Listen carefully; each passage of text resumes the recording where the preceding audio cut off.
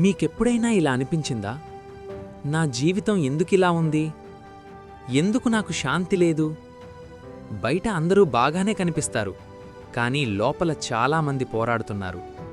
భయం, ఆందోళన, ఒంటరితనం. కానీ ఒక నిజం తెలుసా? దేవుడు నిన్ను ఇలా ఉండమని సృష్టించలేదు. ఆయన నిన్ను ప్రేమిస్తున్నాడు. అందుకే తన కుమారుడైన యేసును నీకోసం పంపించాడు. యేసు ఇలా అన్నాడు, నేను వచ్చాను వారు జీవం పొందునట్లు. యోహాను 10:10. అంటే నువ్వు ఇప్పుడు జీవిస్తున్నది కాదు, అసలు జీవితం ఇంకా ప్రారంభం కాలేదు. యేసు నీ జీవితంలోకి వచ్చినప్పుడు భయం శాంతిగా మారుతుంది, ఖాళీ ఆనందంగా మారుతుంది, కన్నీళ్లు ఆశగా మారతాయి.